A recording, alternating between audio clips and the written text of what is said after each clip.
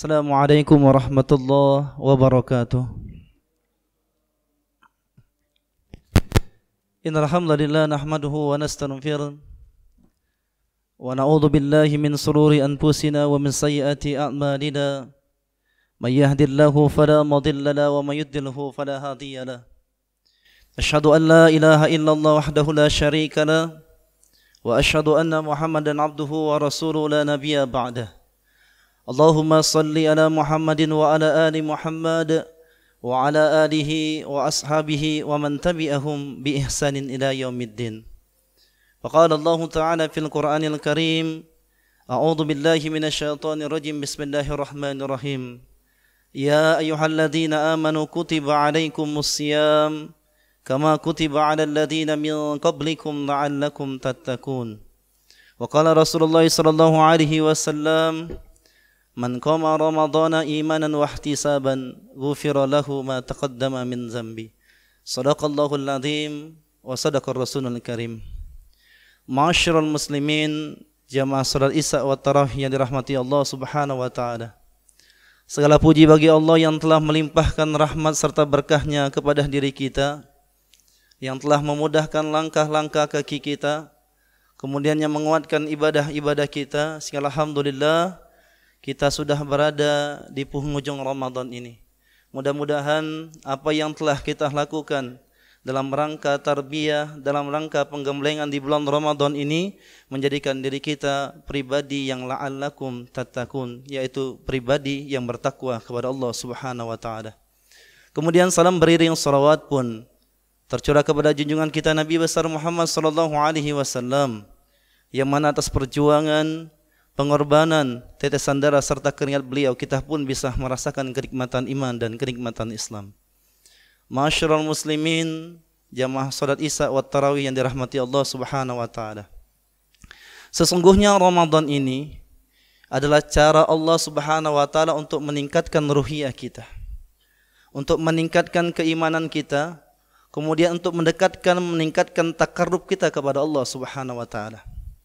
Dalam satu sisi Allah ingin meningkatkan ruhiyah kita dengan cara memperbanyak ibadah kita, dengan memperbanyak kebaikan-kebaikan kita, dengan memperbanyak amal-amal soleh kita.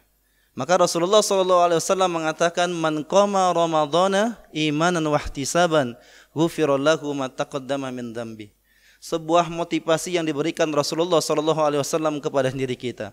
Siapa yang dirinya mendirikan, mengisi di bulan Ramadan ini dengan kebaikan-kebaikan dan amal soleh, maka Allah akan ampuni dosanya yang terdahulu. Sebuah fase di mana diri kita meningkatkan ruhiyah dengan cara meningkatkan ibadah dan amal-amal kebaikan kita. Kemudian satu sisi lain kita meningkatkan ruhiyah kita dengan cara menjauhi segala hal-hal yang dilarang oleh Allah Subhanahu wa taala. Maka Rasul mengatakan, kam minas shaimin laisa min siyamihi ila ju' wal atos. Banyak orang yang berpuasa tetapi dia hanya mendapatkan lapar dan hausnya saja. Maka Ramadan ini satu sisi kita harus meningkatkan ibadah kita, satu sisi diri kita harus menjauhi segala hal-hal yang dilarang oleh Allah Subhanahu wa taala agar diri kita menjadi pribadi yang bertakwa kepada Allah Subhanahu wa taala. Maka insyaallah pada kesempatan malam hari ini saya akan menyampaikan 6 hal atau 6 perbuatan yang mampu merusak amal-amal kebaikan kita. Ma'asyiral muslimin, salat Isya wa Tarawih yang dirahmati Allah Subhanahu wa taala. Adapun yang pertama, amalan atau pekerjaan yang bisa merusak amal-amal kebaikan kita. Yang pertama adalah istighala bi uyubil khalqi. Apa itu? Istighala itu masghulun, sibuk dengan aibnya orang lain tetapi lupa dengan aibnya sendiri. Sibuk dengan kejahatan, sibuk dengan kejelekan orang lain, tetapi dia lupa dengan segala kekurangan dan kejahatan yang ada pada dirinya. Mengkorek-korek kesalahan orang lain, mengorek-ngorek aib-aib orang lain yang sudah lama dibuka kembali. Dia tidak rela kalau rumah tangga orang tadi romantis atau rumah tangga orang lain tersebut harmonis. Dia menginginkan rumah tangga tersebut hancur, rumah tangga tersebut menjadi rumah tangga yang tidak baik. Kenapa? Dibukanya aib-aib saudaranya. Padahal Rasulullah SAW mengatakan, "Man sataral musliman satarhullahu fid dunya wal akhirah." Siapa seseorang yang menutupin aib saudaranya, maka Allah akan tutupin aibnya baik di dunia maupun di akhirat. Ini subhanallah. Jadi kita ini sangat mudah.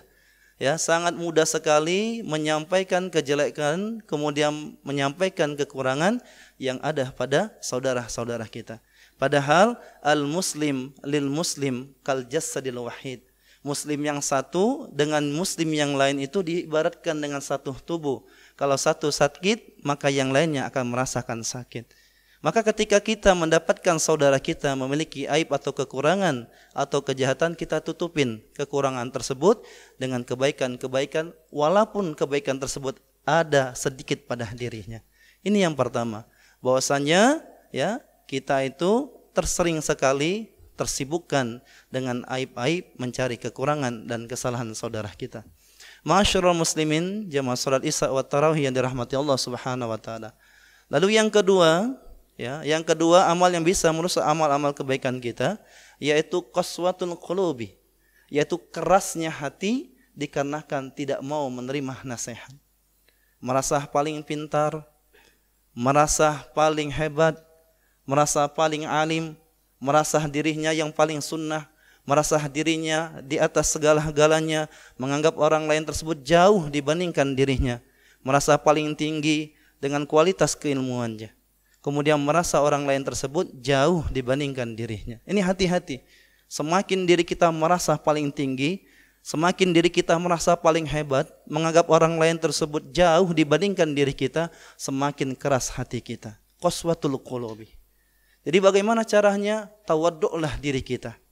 Tawaddu' ini Bapak Ibu bukan ketawa sambil duduk, tapi bagaimana diri kita merendahkan hati kita. Karena sesungguhnya Allah lah yang akan menentukan baik dan buruknya seseorang tersebut. Inna rabbaka huwa yafsilu bainahum yaumal qiyamah. Sesungguhnya Allah lah hakim yang paling baik nanti pada hari kiamat. Dia yang akan membedakan, dia yang akan menentukan mana yang paling baik amal seseorang tersebut. Ini yang kedua, qaswatul qulub, hatinya semakin keras dikarenakan tidak mau menerima nasihat dari orang lain. Ada nasihat, ada kekurangan pada dirinya, disampaikan oleh orang-orang dengan cara yang baik, tapi tidak menerima. Nah ini hati-hati, bisa menyebabkan diri kita qaswatul qulub atau hatinya semakin mengeras. Ma'asyiral muslimin, jamaah Jumat rahimakumullah. Kemudian yang ketiga setelah qaswatul qulub, yaitu hubud dunya, yaitu cinta kepada dunia secara berlebih-lebihan. Jadi lupa. Kalau secara konsepnya kejarlah akhiratmu, jangan lupakan duniamu. Jadi dunia ini sebagai tempat kita bercocok tanam, mencari amal-amal yang terbaik untuk persiapan kita nanti di hari kiamat, untuk persiapan kita di yaumul hisab nanti. Jadi semakin banyak diri kita menanamnya dengan cara yang baik, mudah-mudahan kita pun juga akan memanennya dengan cara yang baik. Hal jazaul ihsanu ilal ihsan. Sesungguhnya kebaikan itu balasannya adalah sebuah kebaikan.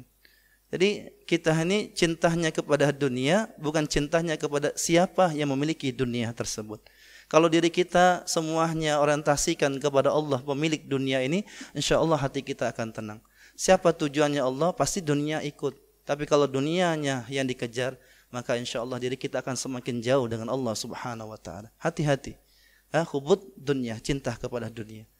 Ibrah pelajaran sudah banyak terjadi di Indonesia. Bagaimana terjadi gempa bumi, bagaimana terjadinya tanah longsor, bagaimana terjadinya kebanjiran, yang itu melenyapkan semua harta-harta yang mereka usahakan bertahun-tahun, dan itu hanya dilenyapkan oleh Allah Subhanahu wa ta'ala, tidak sampai dengan waktu yang lama. Jadi apa yang mereka kejar, apa yang mereka lakukan tersebut, ya habis tanpa bersisa ketika mereka tadi lebih mencintai dunia dibandingkan Allah Subhanahu wa ta'ala. Tapi kalau misalnya kita mencintai Allah, kita yakin semua yang Allah berikan kepada diri kita itu berupa amanah dan titipan dari Allah Subhanahu wa ta'ala. Ini yang ketiga, hubud dunia. Lalu yang keempat adalah qilatul haya, yaitu kurangnya atau hilangnya rasa malu daripada diri kita. Ini rasa malu dalam hal-hal yang tidak baik.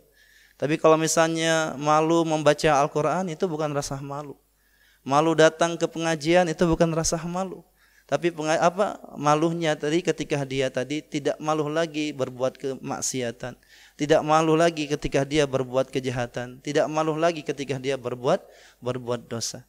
Kalau sudah hilang rasa malu pada dirinya, dia akan melakukan sekehendak hatinya saja. Maka hati-hati. Karena sesungguhnya al-haya'u minal iman. Sesungguhnya malu itu adalah bagian daripada iman. Ketika diri kita beriman, maka insya Allah rasa malu itu akan melekat pada diri kita. Al-haya'u minal iman. Jadi usahakan diri kita menempatkan rasa malu tersebut benar-benar pada posisi yang benar. Ini yang keempat, yaitu qillatul haya atau kurangnya atau hilangnya rasa malu. Lalu yang kelima adalah tulul amal. Ini bukan amalun tapi amalun. Tulul amal ini artinya panjang angan-angan, ya. Tanpa adanya ikhtiar. Kalau saya menjadi seperti ini, saya akan melakukan seperti ini. Kalau saya jadi seorang ini, maka saya akan melakukan seperti ini. Tanpa adanya ikhtiar, tanpa adanya yang namanya sebuah amal atau pekerjaan. Angan-angan saja. Maka ketika orang-orang yang berangan-angan tersebut, pertama akan bertambah rasa malasnya, kaslunnya. Yang kedua akan malas untuk bertaubat kepada Allah Subhanahu wa taala. Ini hati-hati. Jadi bagaimana diri kita, bekerjalah, ya, berbuatlah yang terbaik. Insya Allah Allah, Rasulnya dan orang-orang yang beriman akan melihat apa yang engkau kerjakan. Kita disuruh bekerja. Islam itu adalah agama yang memerintahkan diri kita untuk berbuat, ya, menjadi orang-orang yang bermanfaat. Khairukum. Jadi siapa yang balik itu khairun nas anfa'uhum linnas. Sebaik-baik di antara kamu itu adalah orang yang paling banyak manfaatnya bagi orang lain. Ma'asyiral muslimin, jamaah salat Isya wa tarawih yang dirahmati Allah Subhanahu wa taala. Lalu yang terakhir, amal yang bisa atau perbuatan yang bisa merusak amal kita adalah az-zulmu la yantahi, atau kezaliman yang tidak pernah berhenti. Hati-hati dengan kezaliman. Karena Rasulullah SAW mengatakan wattaqi da'watul mazlum li'annahu bainahu wa bainallahi laisa hijabun. Takutlah akan doa-doa orang yang terzolimi, karena doa orang-orang yang terzolimi itu sangat makbul tanpa hijab dengan Allah Subhanahu wa taala. Kalau kita zolim kepada seseorang, pernah kita sakiti dirinya, pernah diri kita hina dirinya, pernah diri kita membuat dirinya minder atau membuat dirinya tidak enak kepada diri kita, maka segeralah kita meminta maaf kepada dirinya. Kenapa? Karena ketika dia berdoa kepada Allah Subhanahu wa taala, doanya sangat makbul di hadapan Allah Subhanahu wa taala. Kalau misalnya kita zalim kepada harta, mengambil hartanya, maka kita kembalikan harta orang tersebut dan kita meminta maaf kepadanya. Ketika diri kita menyakitinya secara batinnya atau secara badannya, maka diri kita pun juga harus meminta maaf kepada dirinya. Kalau dosa kita kepada Allah, kita bisa minta ampun kepada Allah. Misalnya diri kita beristighfar, kita bangun qiyamul lail, kita bermunajat kepada Allah. Tetapi kalau dosanya kepada manusia, bukan hanya kita minta maaf kepada Allah, tapi diri kita harus meminta maaf kepada orang yang pernah kita zalimi tersebut. Kenapa boleh jadi doa-doa, kemudian ikhtiar-ikhtiar yang kita lakukan itu terhambat? Dikarenakan apa? Dikarenakan kezaliman kita kepada orang lain tersebut. Kesuksesan kita mungkin boleh terhambat dikarenakan apa? Karena kita zalim kepada saudara-saudara yang pernah kita zalimi tersebut. Bapak Ibu, para hadirin jamaah salat Isya wa tarawih yang dirahmati Allah Subhanahu wa taala, mungkin ini saja kultum yang bisa saya sampaikan pada malam hari ini. Sesungguhnya segala kebaikan dan kebenaran itu adalah milik Allah Subhanahu wa taala, dan segala kehilafan dan kesalahan itu adalah milik saya pribadi. Syukran ala ihtimamikum wa ijtimamikum. Akhirul kalam. Assalamualaikum warahmatullahi wabarakatuh.